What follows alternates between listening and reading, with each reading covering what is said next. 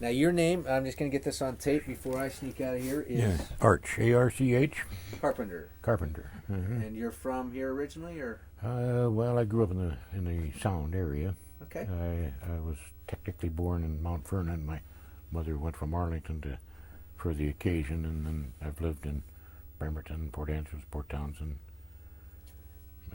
Everett, Bellingham, and then I went away to the Army, Seattle, when I went to University of Washington, and then back to Carbine. I have to excuse myself from the room because you're going to be talking about the University of Washington, and if you notice the Cougar plates out here, that's me. No, have fun.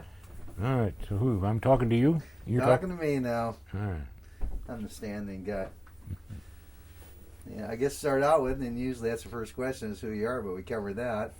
And when I was talking on the phone earlier, you were born in Skagit County, but you traveled all around because your father was a grocery chain, right? That's right. My father was a grocer. He was a successful young man and had his own grocery store in Port Angeles, and he achieved great success right in the year of 1929, and of course people stopped buying groceries in those days. He lost his store at that time through the economic events that took place. He didn't have enough, he had too much heart, I guess, so he never collected on the bills, and people that he'd been serving groceries for years, he couldn't cut them off. Eventually that caught up with him, and he lost that store, became an opening manager for a chain of grocery stores. At that time, Benjamin Franklin grocery stores. You don't see that around anymore, although once in a while you see a Benjamin Franklin store, craft store, sometimes 5 and 10 cent stores, whatnot. But he became their opening manager, so he would open a store in various towns. It opened to one in Port Townsend, and in Port Angeles they had one, and then in Bremerton and around the area. So that's what I remember, and that's why I moved as many times as I have, and I'm a real devoted Washingtonian because I've seen so many wonderful places in our state all around the Puget Sound. And that was all during the Depression, was that? Well, Depression, and then mostly Depression times. My dad then went into bakery business, distribution of bakery goods, and then became the plant manager of the Langendorf Cakes and Cookies company in Seattle. Actually, it's a California company, but that was their local plant, and that's where he retired as a plant manager from that. So he went all through the Depression and he did pretty well. We were fortunate that he was always employed, and we had nice, generally speaking, a nice family life in those years. People that couldn't pay my dad for groceries provided great giant swings out in the backyard to kind of work off their grocery bill. It didn't help Dad much, but those kids had a lot of fun on those swings. A lot different back then in this state, wasn't it? Yeah. A lot different time in this country. Yeah, it's amazing always to look back and remember the various highlights, and I think we tend perhaps to look at the low points when we shouldn't. Probably a lot of good things about that back then too, I suppose. Compared to the day, things are so much busier, it seems like. Everything is relative, I suppose. The good old days, a lot of people say they never existed. I remember the good old Army people talked about. Well, I think that probably never existed either. They said it then years ago. They say it now. The good old anything you have to kind of view with a little suspicion. So then, did you join the Army? So you were in high school when Pearl Harbor occurred, correct? Yes, I was in high school. I was a sophomore in high school on Pearl Harbor Day. I can remember that. I think amongst all the reactions that a young kid would have, almost 16 years old. Perhaps I was 16. There are a lot of kinds of reactions. A little bit of sorrow for the people that were at Pearl Harbor and the other people that were attacked in the Philippines and so forth. But mostly, I think the biggest reaction, childish as it may have been, was that, my gosh, I hope that the war won't be over before am I going to be 2 years young to go fight for the country? 2 years too young, they'll miss it by that much time, or not. So that was the biggest thing, I believe. People in my class in high school were concerned. Some, as soon as they were 17, would get out and join the Navy because the Navy would take 17-year-olds, and the Army wouldn't, and couldn't, I guess, by law. You had to be a certain age to go in the combat, didn't you? You had to be 19 to go to a combat area, or? Well, I don't think they really had that rule then. No, I think as soon as you got your basic training and you were a full-fledged soldier, and certainly sailors, you got assigned to a ship or to a unit.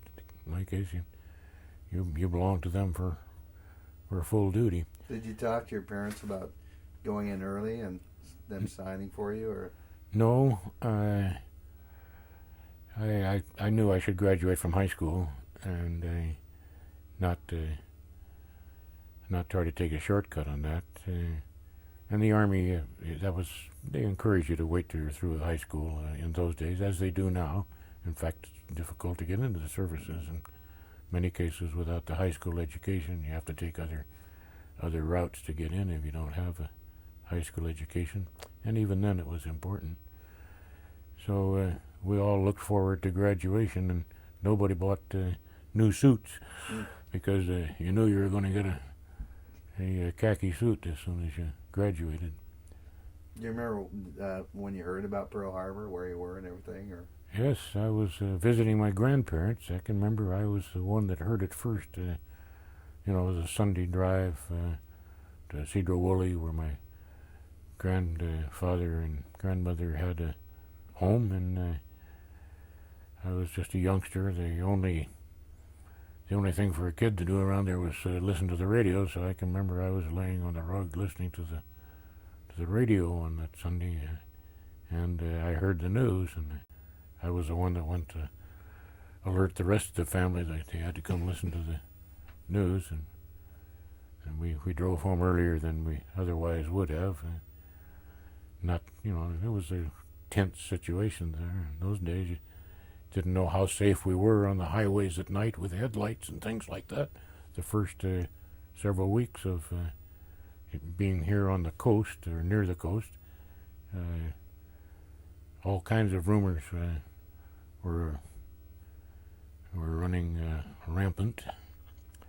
So we hurried home so we wouldn't be driving with headlights along the highway, as if that would invite some kind of airstrike or something. So were there lots of Japanese Americans in there must have been a Cedar Woolley was there a Japanese American community there? Well, I don't know. I didn't know Cedar Woolley well, but in Bellingham there were several Japanese Americans there. Some of them, I didn't know many, but I knew one lovely girl in school who was a star student and a popular student, Takeko Kunamatsu. My wife wonders how come I can remember that name so well. She was an attractive little girl. And my wife went to school there in Bellingham too, and she knows her well. And but she was rounded up and sent to a internment camp with her family, and left a great deal of quandary in one's mind. And she's always remembered at our reunions, school reunions, because she was such a wonderful girl. And she went on to marry a fine fellow that kept a little track of her after the war and through the war. She went back to Chicago. She didn't live in a camp all the time, but back inland. Did A touching story. did you speak to her after she knew that the internment was going to happen, or? No, I didn't talk to her at the time. We've had a few letters early after the war. She's passed away now, but she's remembered at every class reunion that we have.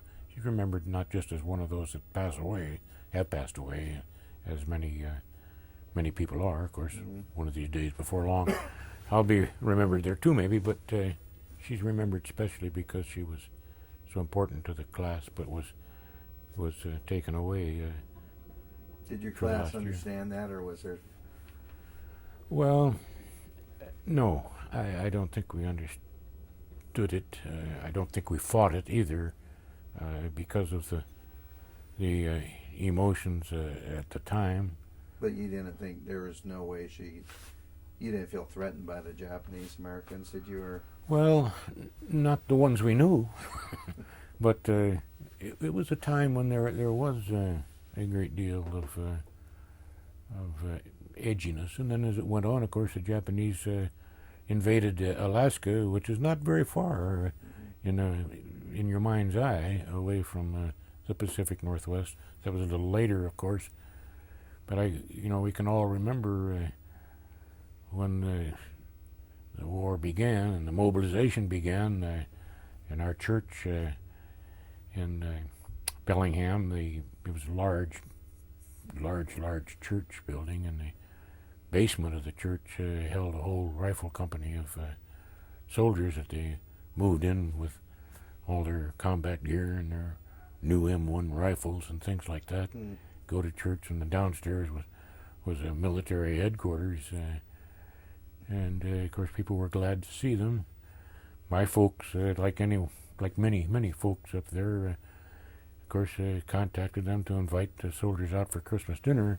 From the 7th of December till Christmas time is a very, very few days, really.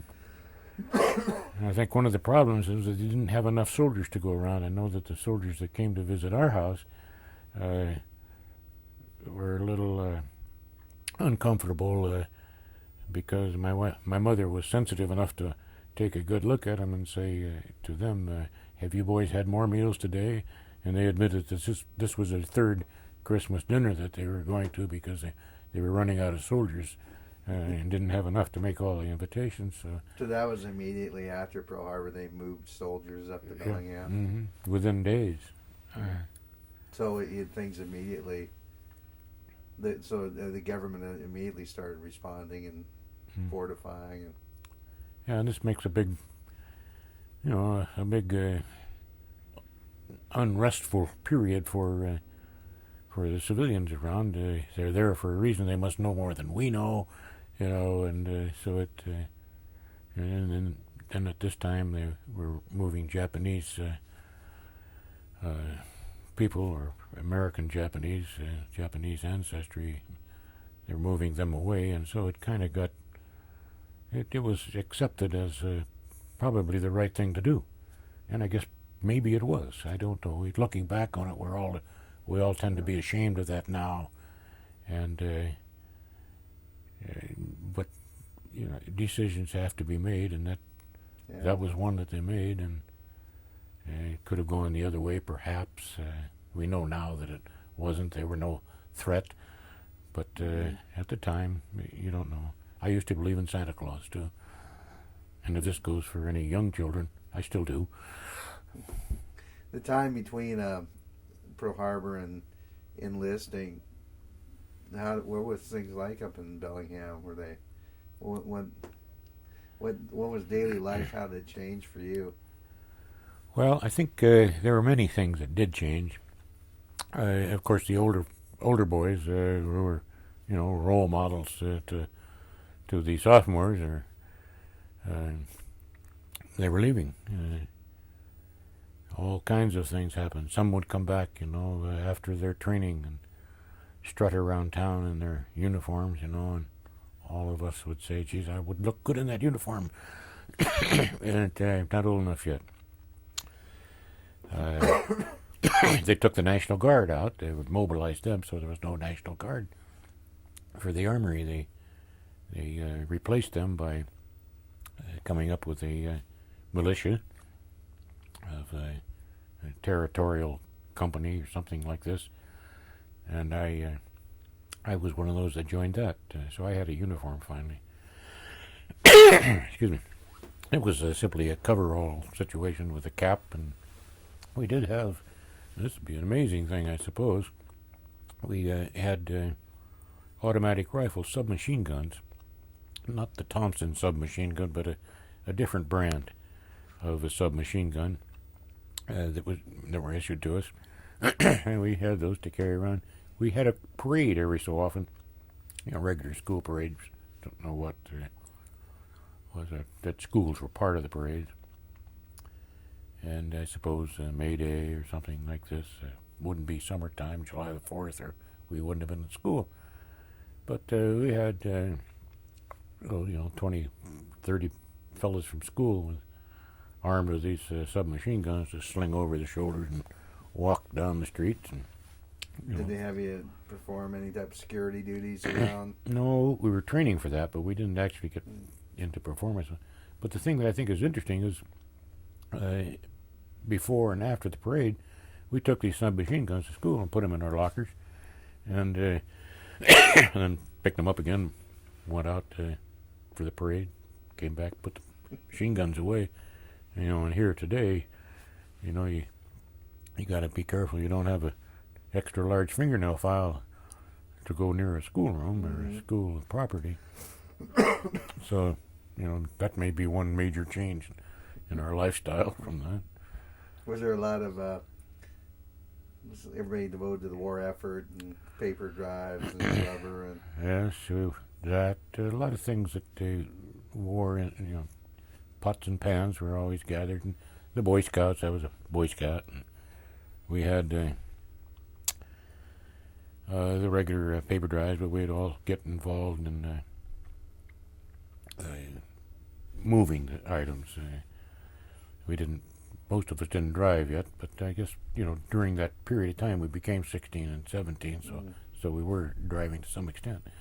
And we would load and haul pots and pans and newspapers and things around. We also spent some time out planting fir trees, the little planting exercise to make a forest grow. I think there were a lot of things that were done under the aura of the war effort. I can, saving stamps, savings bonds. We used to buy stamps and put in there. And, I can remember in Bellingham they'd have a war bond drive. There was a group of military people that were there. They were put together in some kind of a carnival affair, and you bought a couple $dollars worth of saving stamps, and you got to ride in the Jeep. And the Jeep ride was tremendous. They would be afraid to do this today because there'd be too many forms to sign and releases and too much liability involved. But I can remember this Jeep ride as being probably more thrilling than I ever had in the Army. The guy that was driving the Jeep, he was having a heck of a good time, but he'd go down into gullies and up and down, just like you would see them on the pulling something over on the skyline of a jumping across there. It was really fun. That was one of the things that they did, war bond drives. And then, of course, it got closer and closer to graduation, and we had to really make our plans. And was your dad still in the grocery business at this time? No, he was in the bakery distribution management business by then. And I was the only boy in the family. So and my dad was not an old man. Actually, he was younger than most of the fathers for my age. He'd been in the as a youngster.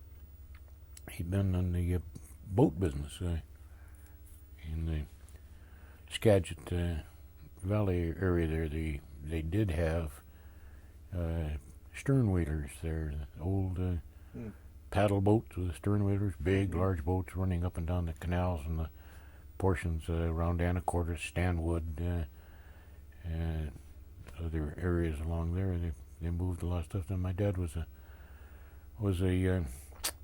engineer, a marine engineer. He wasn't high in the ranks of the engineers. His father, however, was. His father had been a chief engineer on this boat line up there. He was chief engineer on the Old English. That was the name of the ship. I remember seeing that, leaning over the bridge at Anacortes. I don't know if you've been to Anacortes. There's a large bridge as you go out from Mount Vernon there. Of course, it's a different bridge now than it was then, but I can remember leaning over the rail on that bridge and watching the Old English go underneath, and my grandfather would be there with the Indians and waving back to us and so forth.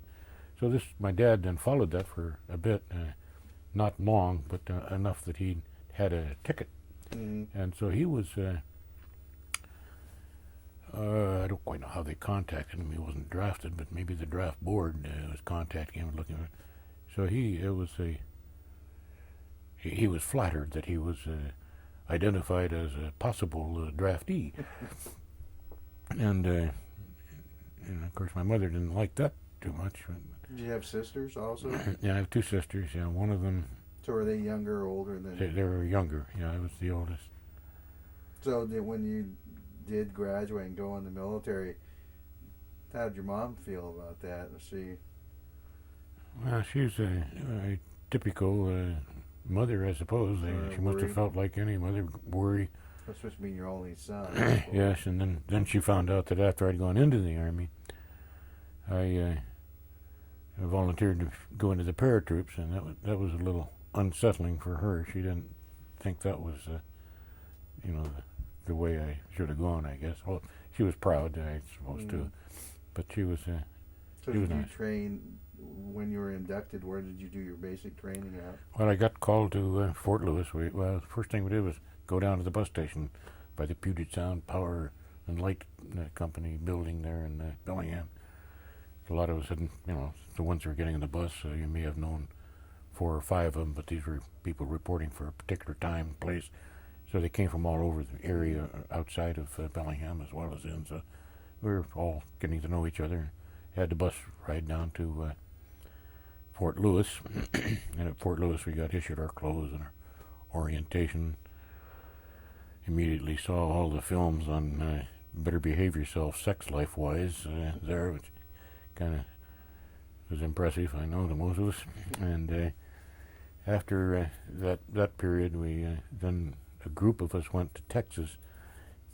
In the last few months of high school, they gave what they called a pre-induction test, and you could choose to take this test or not. And it was kind of something that promised a little more education, a little more direction to things, and so there's college involved, perhaps, whatnot.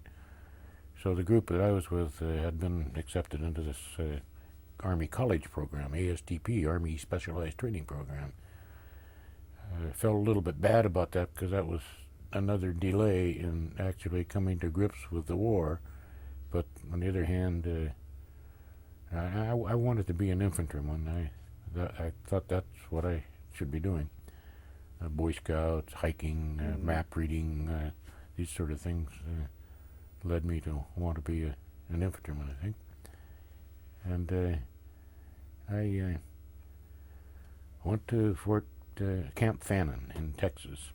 It's in the eastern part of Texas, close to Louisiana.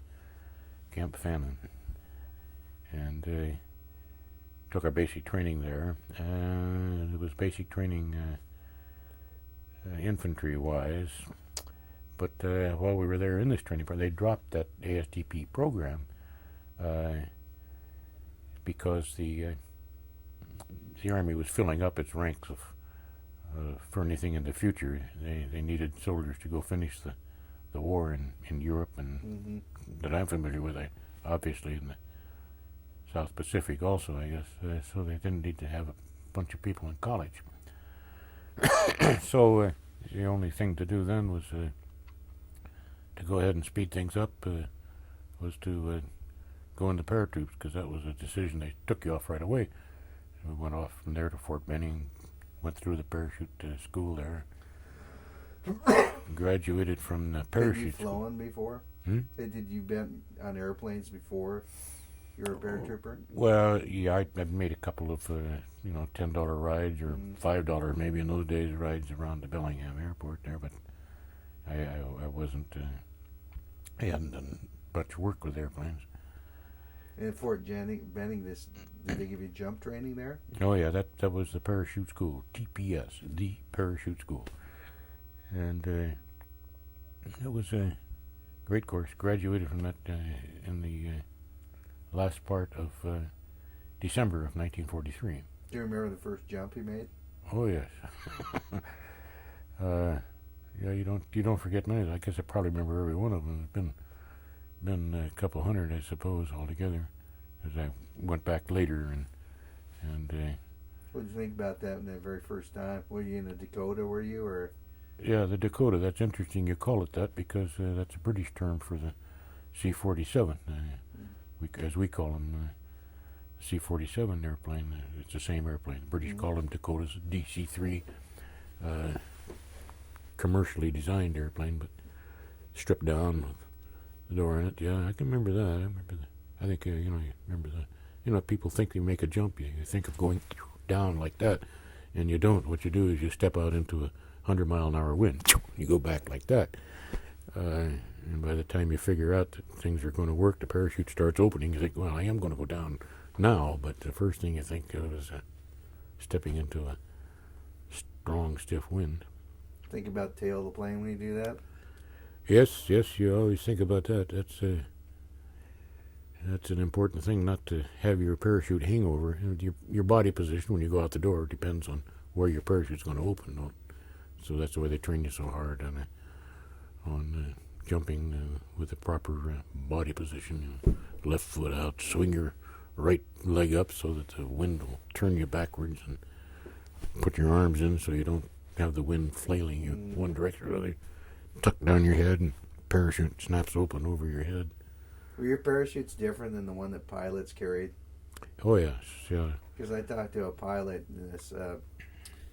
on a Thunderbolt pilot who bailed out, and he got dragged about 200 yards across the field. And after we're down, the parachute was still inflated. Yeah. Yeah, a frozen field. And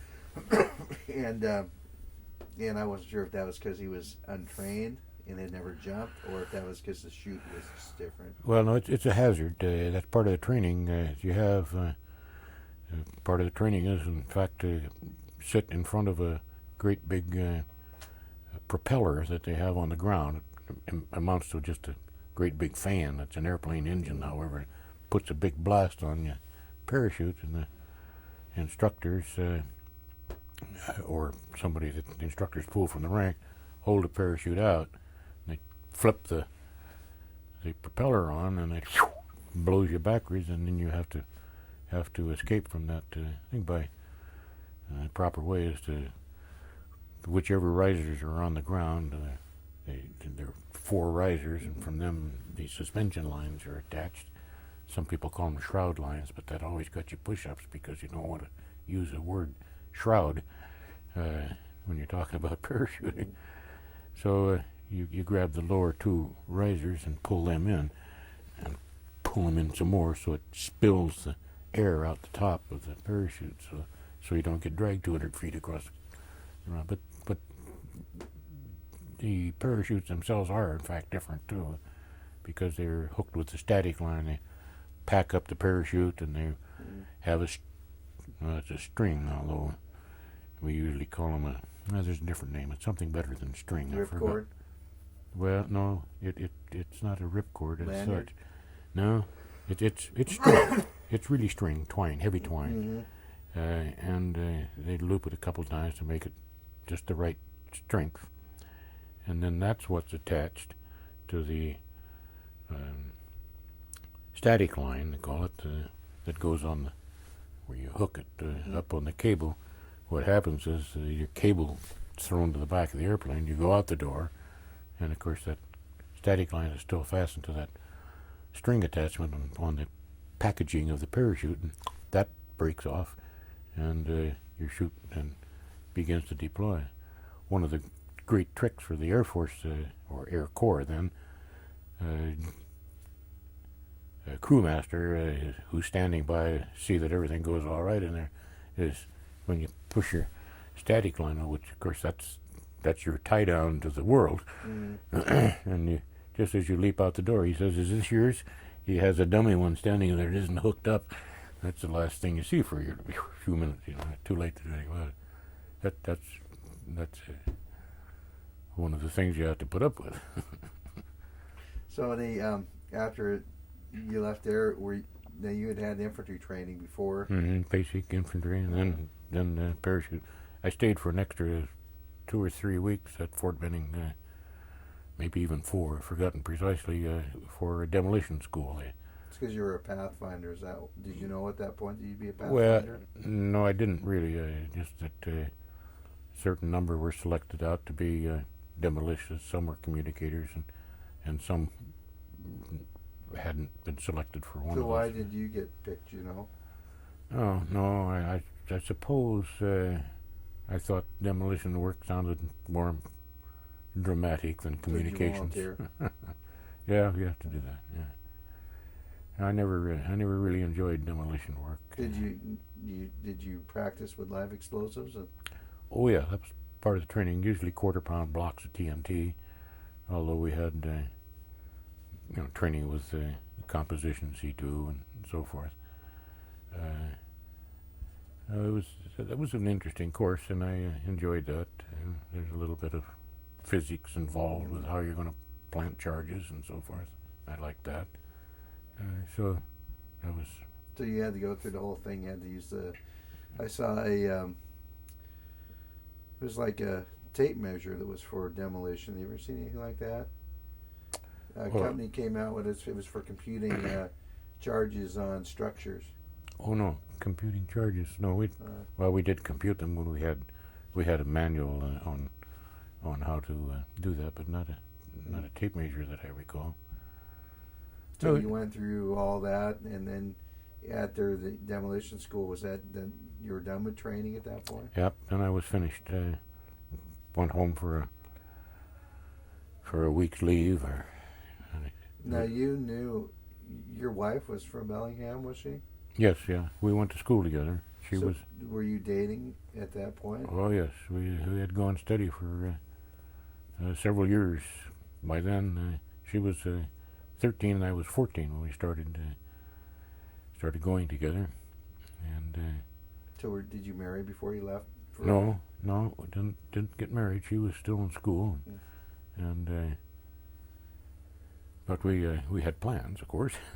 And understanding that.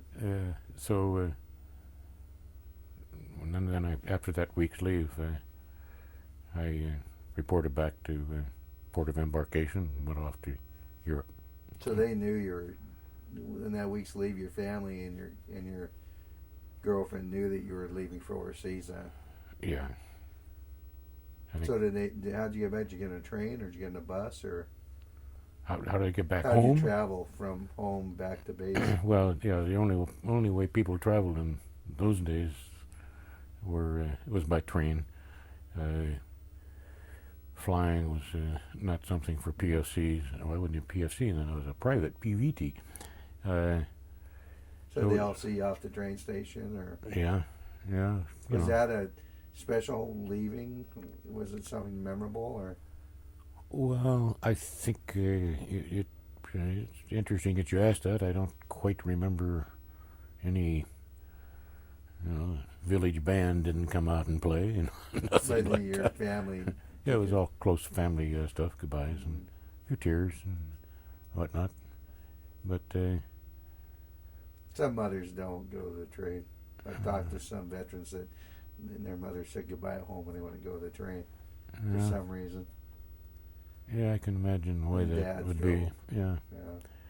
But so did your all through this time you're riding home to your girlfriend and she's riding you? And I almost brought down to you my little picture of her and a lip print kiss that we have at home, and I used them later on in other assignments, but had inside the steel helmet had her picture pasted up on one side and a kiss on the other side, and I kept that all through that war, and then of course I turned the helmet in at the right time, but I kept the picture in the lip print, and when I went off later to Korea I had the same set, but I think probably I had a fresher lip print to go off in, but I had the same picture. Was that traditional to do that? Well, it wasn't terribly unusual, I guess. I didn't invent that, but it was. So that was a special keepsake then. Yeah, and I took it again, and I went to Vietnam a couple of times, finally, and I kept those also because it seemed like it worked. Mm-hmm. You don't want to change too many things if you survive. If you're on a roll. Yeah. Well. I know I was in the Navy that mail call was a great time, or it could be a disappointing time. That if you went up to get your mail and there was no mail, you were disappointed because you've been waiting all week for the mail to catch up. And then the letters you did get, I still have my letters, every letter I got in the Navy. All worn out. Yeah, because it was such I don't know, you're sort of lonely being over there. And that must have been, in your case in World War II, where you went must have been even more precious to get mail from home, I guess. Well, yeah, the mail was great, and I was one of the youngest kids, and when I finally got settled down into the battalion that I was with, I was one of the youngest. And got tired of being called Chick, but I was the one that got more mail than anybody. There was never a mail call. I probably shouldn't say never, but I got more than my share of mail. In fact, we got into my wife sent me a box of, my wife, she was my sweetheart then, sent me a box. We laugh about this in the family now, because we still have the book that was in the box. The box came, and it had peanut brittle, which I dearly love. It did at that time, anyway. And it was a big box, and there was 2 layers in it, and everybody comes and hangs around old Chick because he gets good stuff. And I was very generous with it, and I used up the whole top layer, giving it to my buddies and whatnot there, because I knew that the bottom layer I was going to go back and have that for myself. I went back into the little hut. We were in sort of a haystack, not haystack, but a hay covered area next to a farmer's hut. It was in France, and I took the wrapper off for the first layer, and in the bottom layer was a book, and the book was Guadalcanal Diary. Not too many of us in Europe were too heavily interested in what was going on in the South Pacific for a war story, but I kept that book, and we still have it at home, and it's in my library bookcase there. It looks a little tattered and torn and worn, but it's there. That was the peanut brittle that I didn't get. Would have rather had the peanut brittle, huh? Yeah, actually, I did probably enjoy the book, but it's a better story. I guess that I have the book and didn't have the peanut brittle, which would be forgotten by now. Did everybody give you a hard time after you getting all that mail?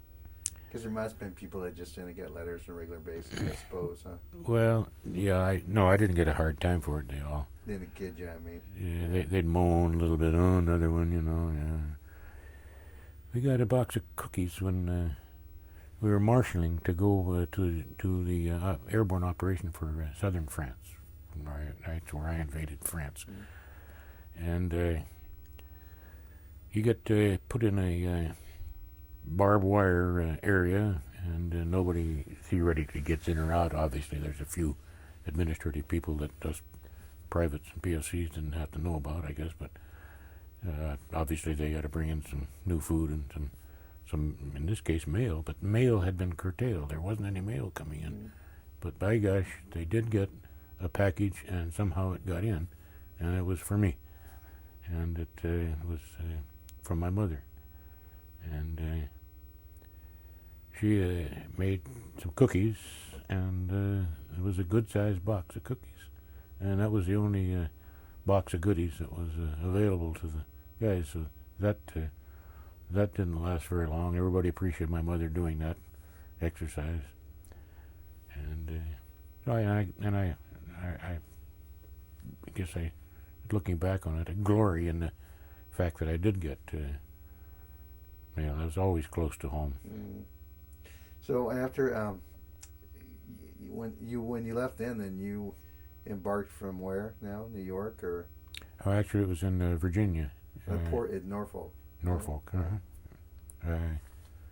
And that was one of the. They had several embarkation concentration areas there, and was it a troop ship that you were on, or? Yeah, it was a converted. It was a converted Caribbean luxury liner, but it was so converted that there was no luxury left. I remember the latrine system on it was the old swimming pool that they had on the, for the luxury cruises in the Caribbean. Had been converted to a shower, locker room, and part of it had a wooden decking on it to make it a little bit level, but you had to be careful because you were walking down and diving into the swimming pool you were there. And, it was filled up with all kinds of people. And, in the bunks, you're in the Navy, I guess you know how tight they can pack those things. You got to be careful how you turn over in bed, or you bump the guy up above, and he doesn't like that. What time of year was that you crossed? It was May then. So was the weather? It was a good crossing. Good crossing. Weather wasn't bad. Fast crossing. I think it was 4 days. But was it just the one ship crossing by itself? No, there were 3 or 4. Perhaps even more in the convoy. But were they escorts too, or were you fast enough to? Well, they had some escorts at least part way out and coming out to meet and hustle back in. And I'm not sure in the middle part of the area whether the change-off happened simultaneously or whether we had a little lonely gap there, but nothing happened. And where were you? What was your destination? I went to Naples, to the Bay of Naples, which of course was filled up with sunken and semi-sunken ships already. That's it. That's the first war scene that I was able to look at. This is really a war. To look at a harbor like Naples and see battleships and steamships, all kinds. You couldn't tell what kind of ships, some of them, because they had the bottoms up in the air, standing, and of course a lot of buildings destroyed. Very sobering. Very sobering thing. The fun part's over. I remember that. And then from there, I went to Sicily for a while. Sicily, the war had been over in Sicily by a long time, by a while anyway. I went there for training, some additional Pathfinder kind of training. And then we spent a little time in Italy, but no real significant battles. Then we went into the marshalling area for the invasion. You were trained at that point. You were getting training as specifically a Pathfinder then. And was that? Did you volunteer for that, or did they just think you're a great paratrooper? No, I guess I volunteered for that. Yeah, And there was your friends do something, you do it too. You didn't want them to do it if you didn't. You taught them to come along with you, whatever.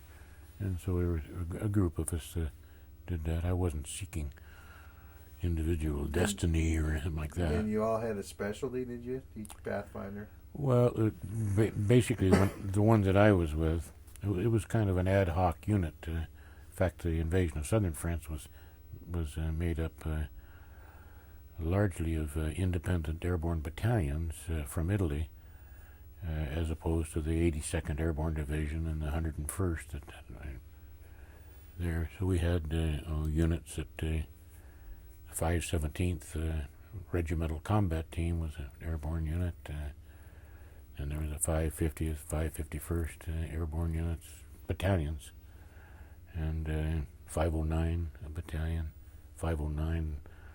That was kind of the granddaddy of paratroopers. They were the ones that jumped into North Africa and subsequent jumps.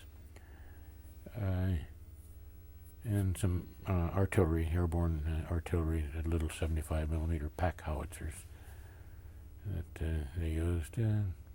So did they, now in the invasion of southern France, you didn't parachute in, didn't you go in rubber rafts? Or? No, there was an airborne operation that led the way into southern France. So you would have gone first as a Pathfinder? Yes. So how many of you would have gone first? Oh, the Pathfinder element had,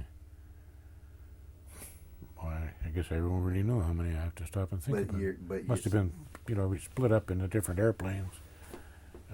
But it's not like a great big bunch of guys jumping. I mean, it's not like, it's not like a large group of people jumping at that time, right? No, that's it's a relatively small insertion. The airplane was essentially full, but I'm not sure how many jumped at what place. Haven't thought of that for a while.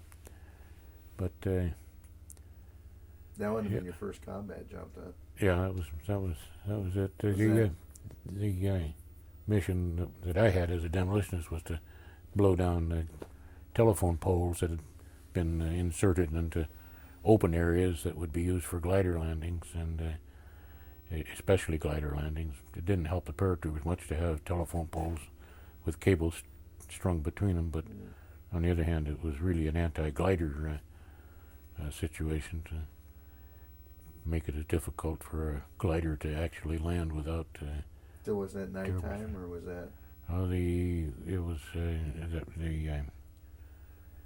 It was nighttime for the Pathfinders, or I should say, dawn, nearly dawn, and then after light the gliders came in, and then I wasn't associated with the 517th at that time, part of our airborne task force.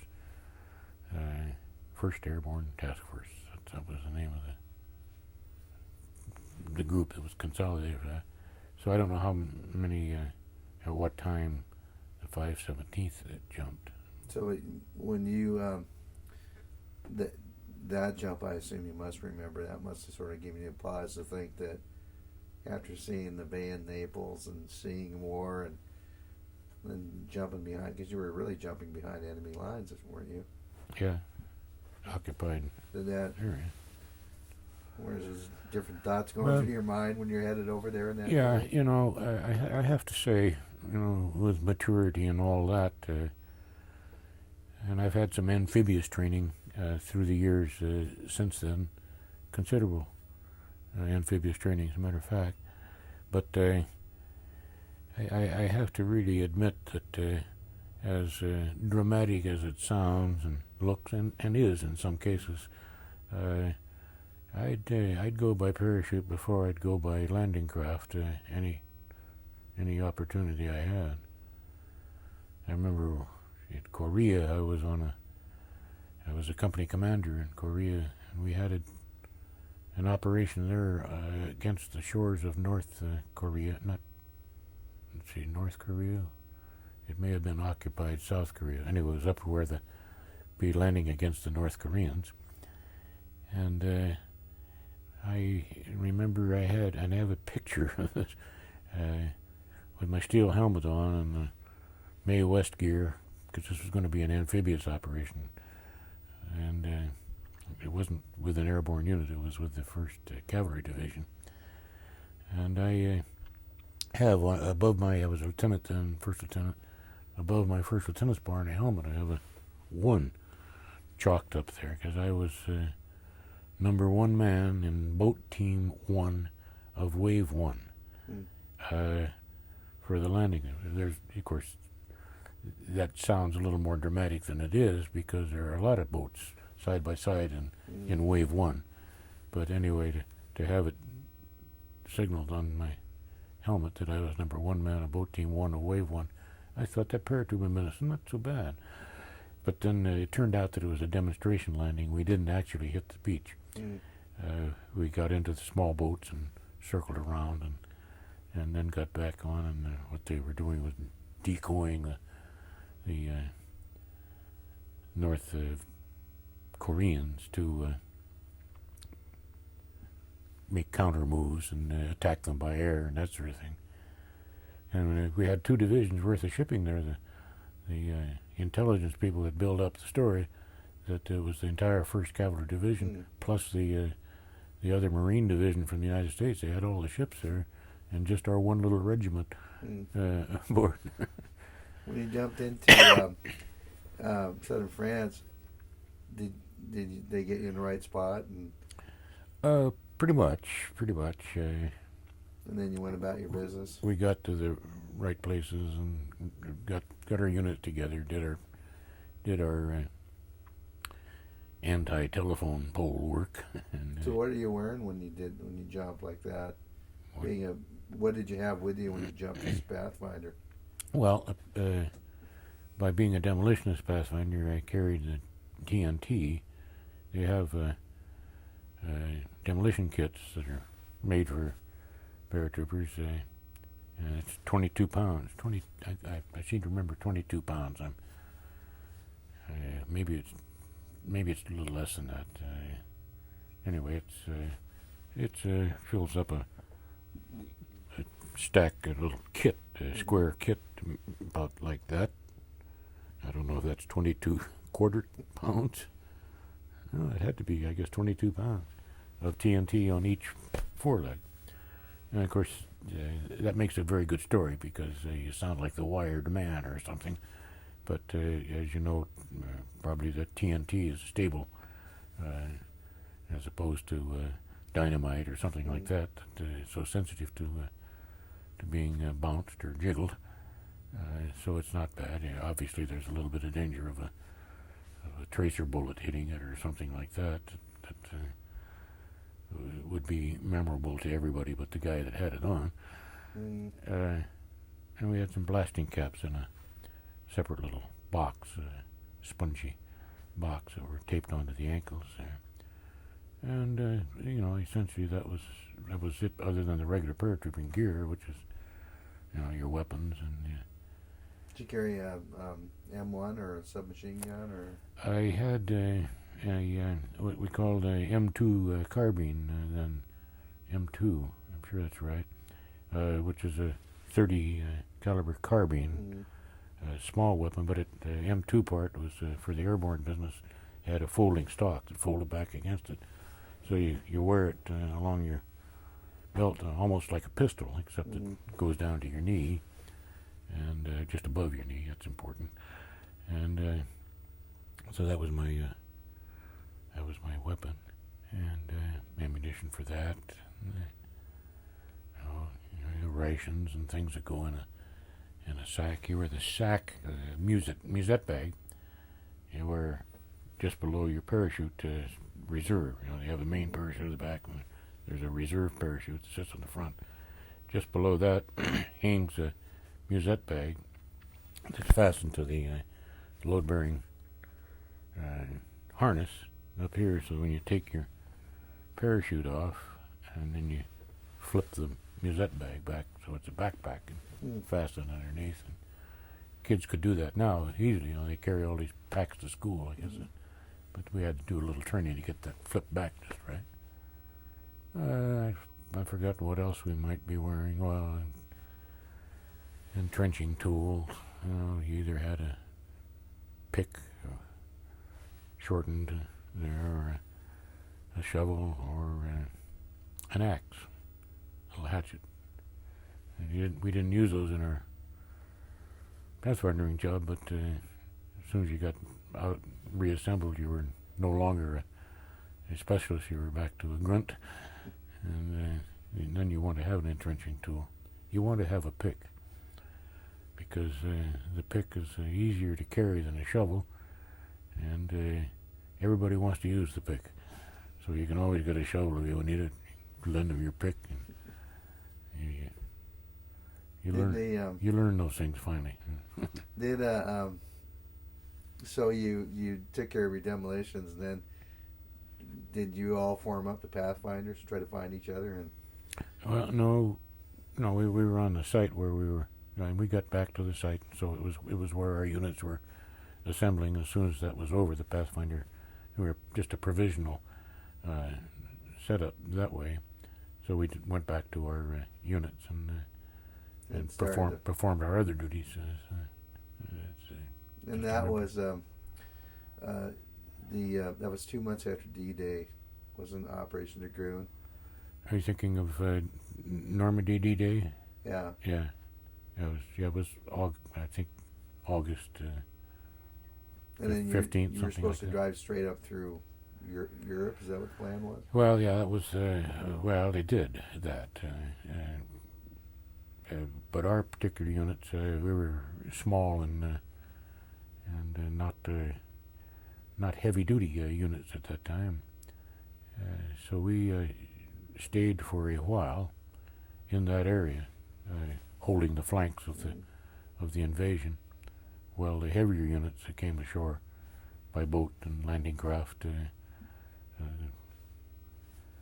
3rd Infantry Division was one, the 45th was another.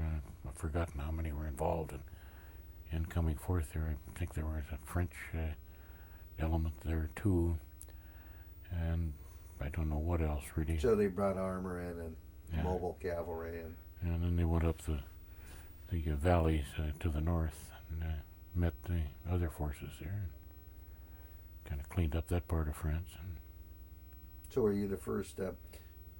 You must have been the first liberators. So a lot of French people saw them in that part of France. Oh yeah.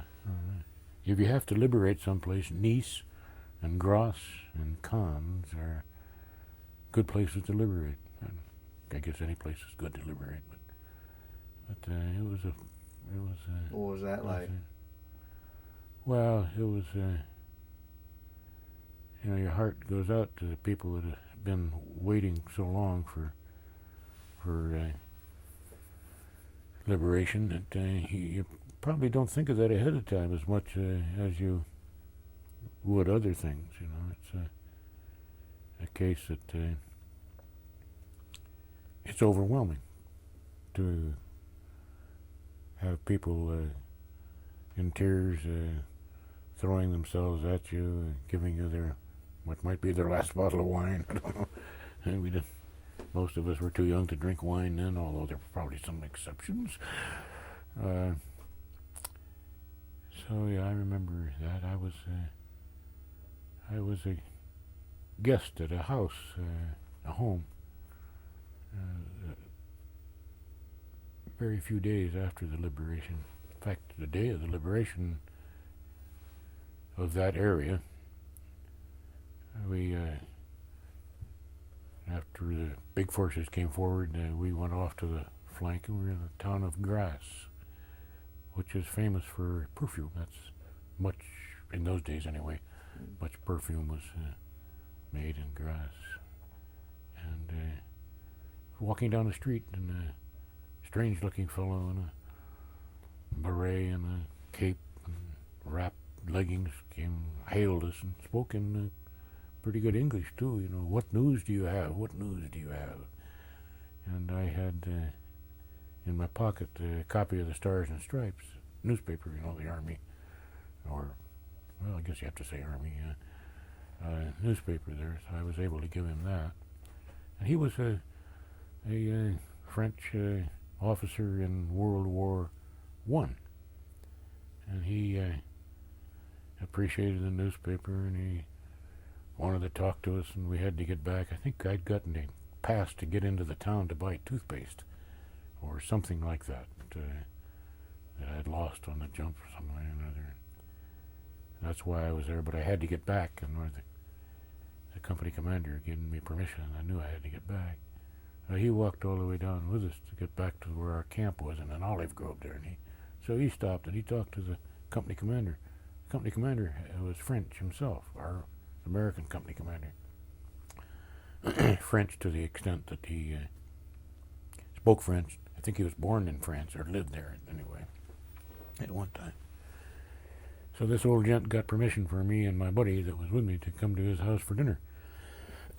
So I was one of the first that got to go into this town, and so that was great. He had two pretty little daughters. That was also very nice, and so that was kind of a real warm relationship for liberating.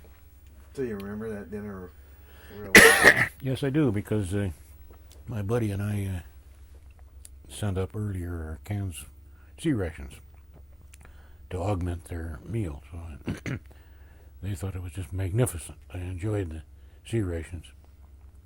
And after all, the mother was a French cook. She made good sea rations. So they were willing to just whatever they had to thank you. Yeah, they had a lovely home. He was an executive in perfume business there. I don't know quite what his particular job was, but so were you finding on the drive through this area, did you have a lot of resistance from Germans? Were they still entrenched? Well, there were. It wasn't as bad as we probably thought it was going to be. And then when we got relieved, as is the way it's generally supposed to happen, lightly armed,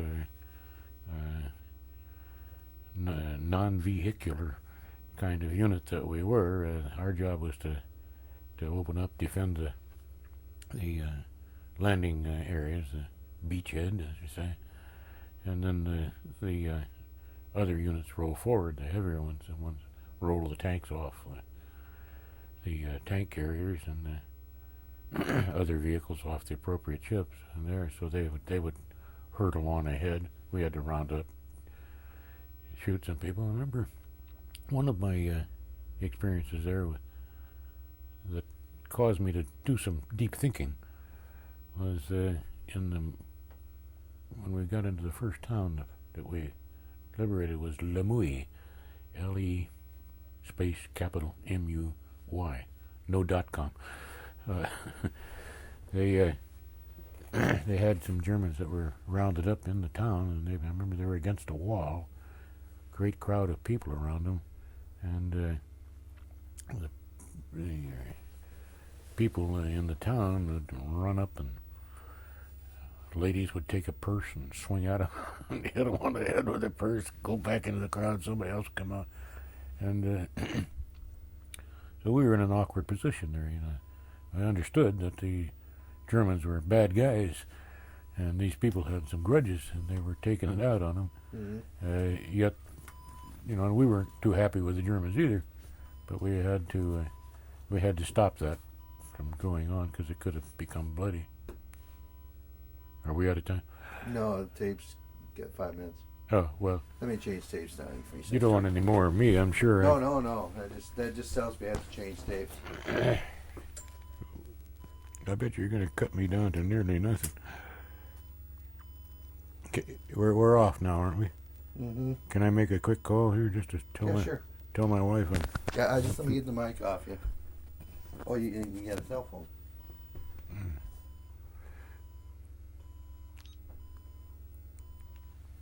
Yeah, in fact, let me run out and get Carl to change this tape. My throat's getting dry, too.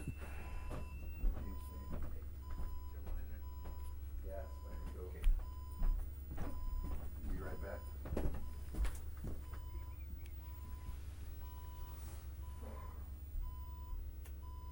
As brief as we want to make it, I suppose. What was it was sort of a tough situation. What did you do? Did you get between the Germans and the French? Oh yeah, we had to actually take make them our prisoners. instead of the prisoners of the crowd and so forth. And but every once in a while, some woman would come out with her umbrella or something and bash one of them over the head. And nobody was really badly hurt, but it was an awkward situation, memorable that people would do that. You don't know what these guys had done to the people in the city. And then, of course, they marched off 4 or 5 women that the French people had shorn their hair. And that was well before they're popular knowledge. You find sometimes women with their hair that short. But so they were kind of, that was a French problem. We didn't have to get involved in it. So you probably some pretty scared German soldiers there, huh? Yeah, I don't know. They were glad to see us. I remember that. So when you when did you meet up with the main army that had come in from Normandy? Well, we didn't do that with our unit. We stayed on the flank. The other heavier forces, this was the 7th Army coming north. Patton was no longer with the 7th Army. He'd gone out of there, and it was General Patch, I guess, was the 7th Army commander at the time. They went up north, and I wasn't with that element, so I don't quite know the time that they met. We did go up later, up that valley. The Rhone Valley, I think is the name. And we passed miles and miles of destroyed German vehicles, convoys. It's almost indescribable if you could take the World Trade Center and lay it out laterally on a roadside. It probably would be something like that, but I mean literally miles of vehicles and trains and tanks. The bodies had been removed at that time, and that was the Air Force, Air Corps, I gotta say, in those days, that was able to do some of the strafing there. They were held up in certain passes and whatnot. But we did that in later in the fall. In December, in fact, our units were moved from the Alps Maritime unit there, which is the north of the Riviera, where we were in the mountains and hills there. So in the landing there in southern France, was it? There were firefights and things, weren't there? I mean, there was. The Germans. Oh, yeah, there were. They had, one of the fights that we got involved in was I've forgotten the name of the city. That was a German officer candidate school there, and our particular unit got involved with that, and that was a pretty stiff firefight. These were German soldiers that had done a good enough job to be sent to their officer candidate school, and the Germans are pretty tough fighters, so it wasn't a case of them ringing the school bell or out of school. They were armed and defending the area, and so that there were that kind of firefights and others around too. So it wasn't a walk in the sun, although sometimes we refer to that as the Champagne Campaign. Yeah.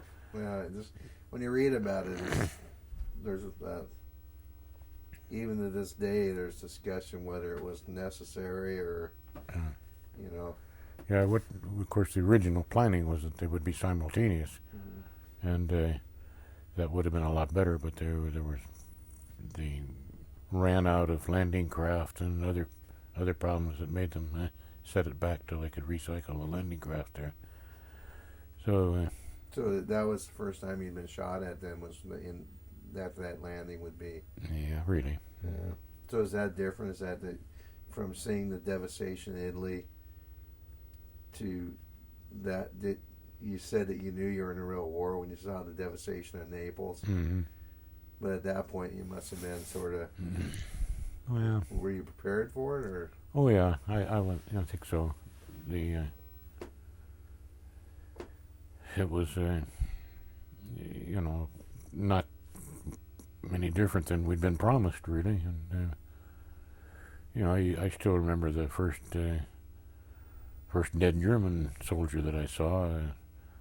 Some kind of a courier runner is in a motorcycle with a sidecar on it, and he'd been shot and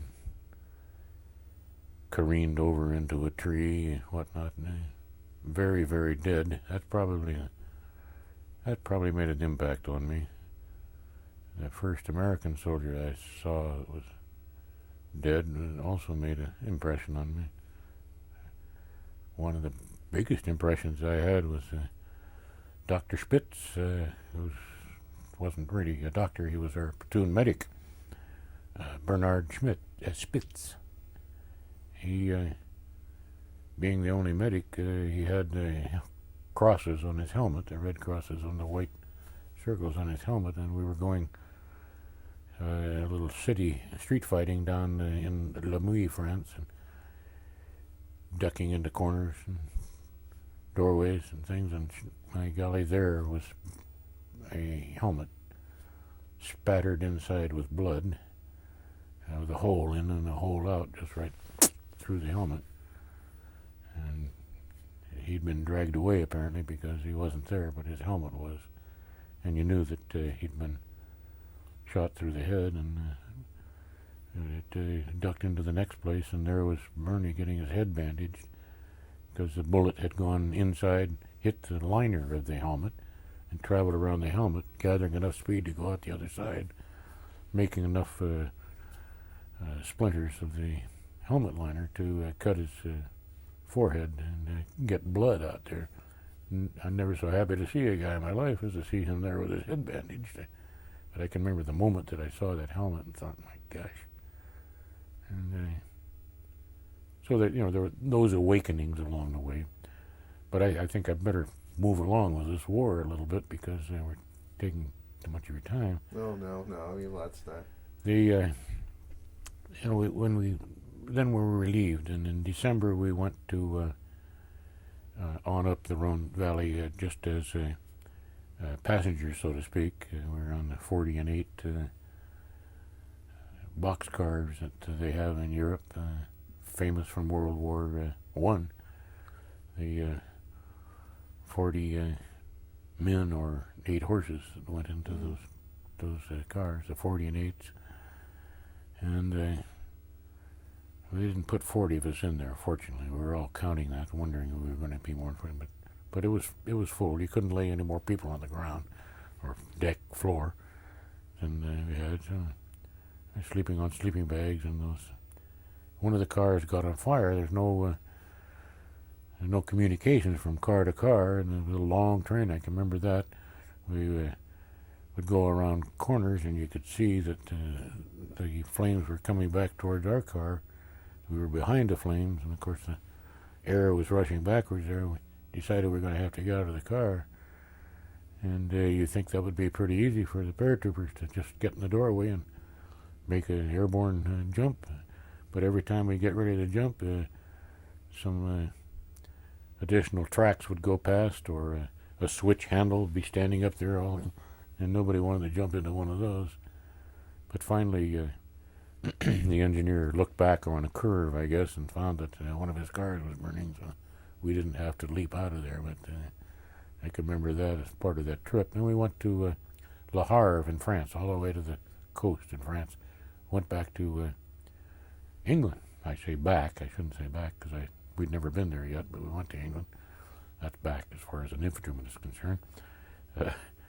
And we went into a cantonment area there and had belonged to one of the airborne divisions. And we were getting, our uniform was going to be issued. We were going to go out on town, and there were all kinds of rumors. We were going to go back to the United States and form a new unit to go to the Pacific. And how everybody sits down and thinks of a good story and then sees it, run it up the flagpole and see if it's saluted, as they say. But before we got the uniforms cleaned, pressed,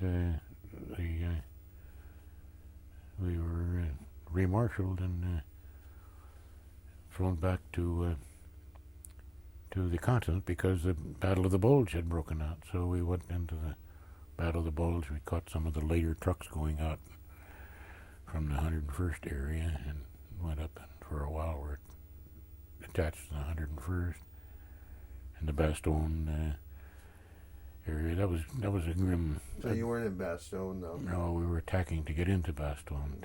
After you'd been surrounded. Mm-hmm. So that must have been a whole different ball of wax from southern France, huh? Yeah, it was. We'd been in the snow in southern France. One of the problems of being a paratrooper was that we had a separate uniform, a different uniform. Mm-hmm. And we were very proud of that. The combat uniform, I mean, not the dress uniform, but the baggy pants with the side pockets, which has been kind of assimilated by modern day Army or high school boys. And the pocket, the jacket was a coat thing with a separate belt on it, and we were proud of that. We were different, and that's why most of the people joined the paratroops, because they wanted to be a little bit above and beyond. And the parachute boots, they were precious things, worth fighting for. I don't think anybody would fight to the cutting of a throat, maybe, but they'd fight down to raw bone to keep their jump boots.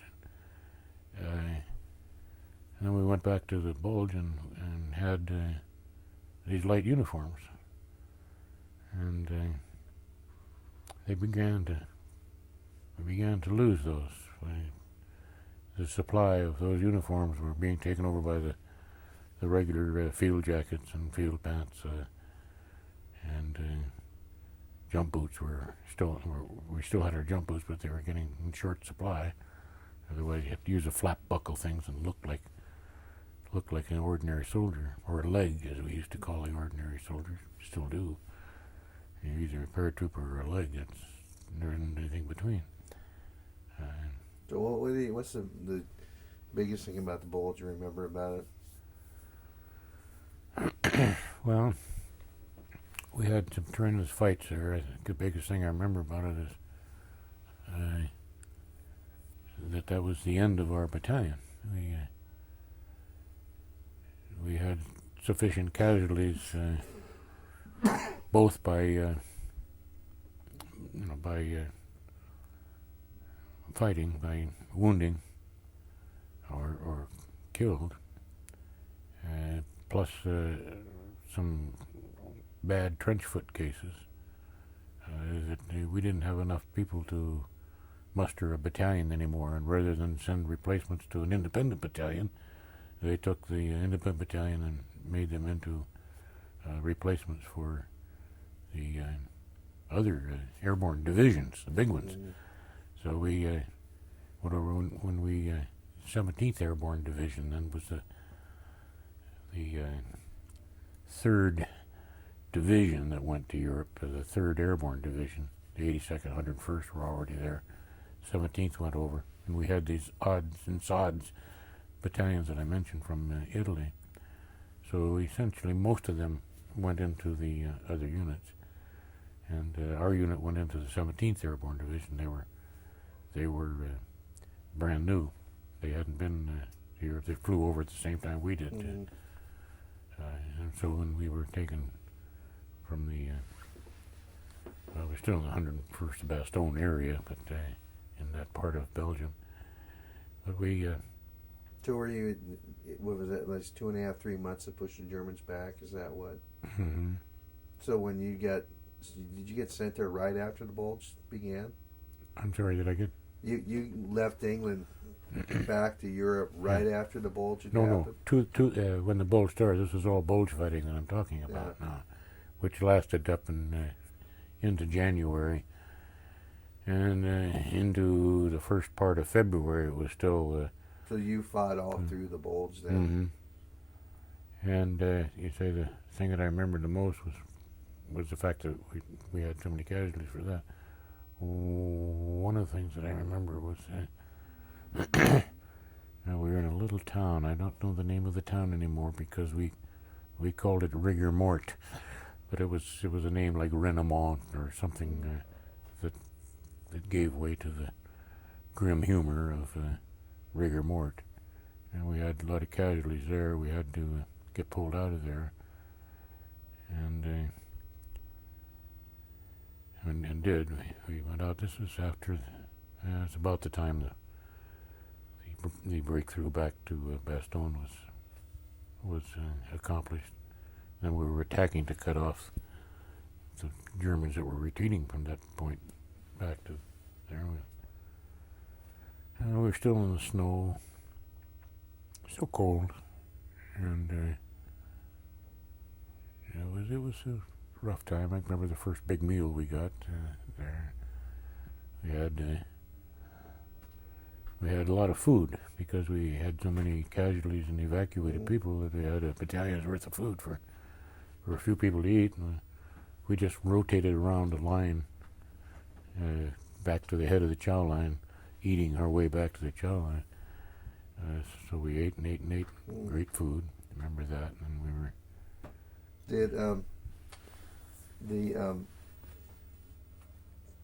You said you were parachuted into Germany, did you? Yeah, after the bulge was over for everybody really, and we came back and then kind of got together with our new unit, and we did some training.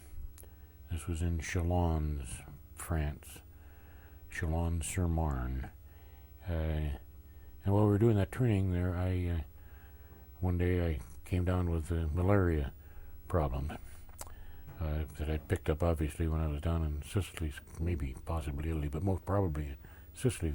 Because we took Atterburn, we didn't know that we had any problems there. But anyway, I got put into the hospital, and I was in the hospital when I remember this guy was a little but tough-looking doctor who wore the 17th Airborne patch on his shoulder. He went down the line,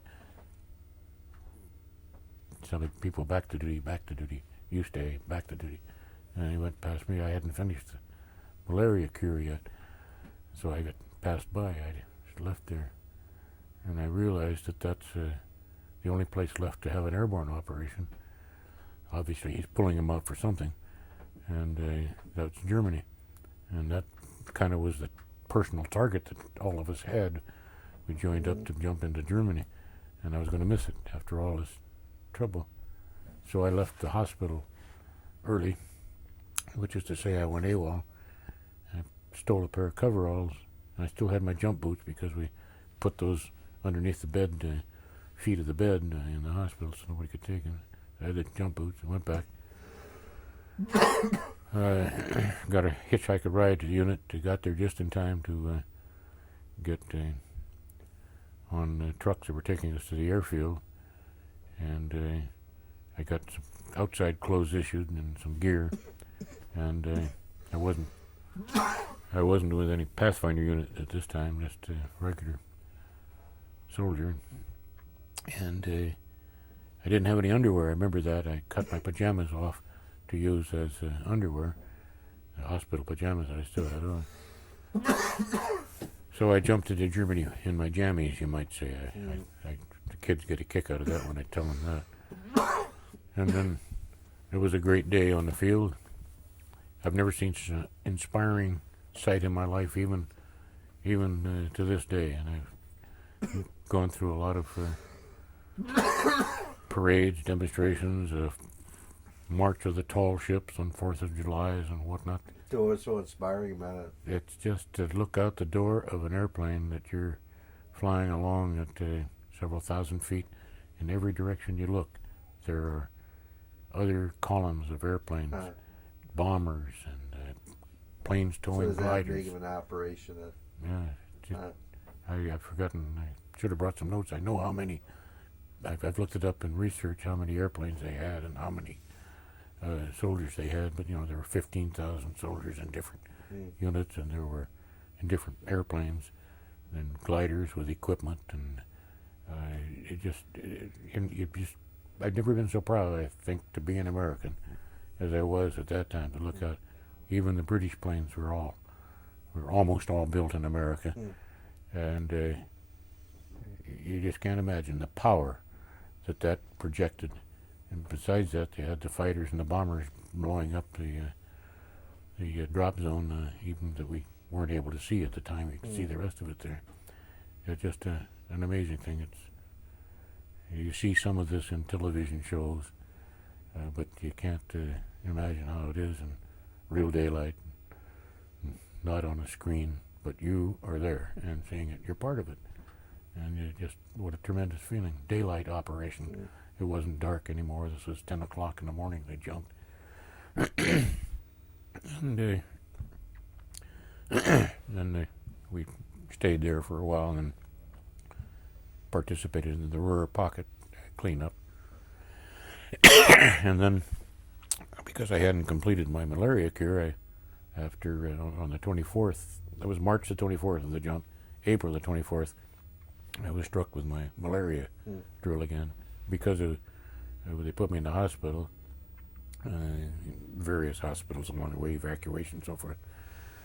But I left Germany on the 8th of May, and that was the first day that I wasn't a teenager.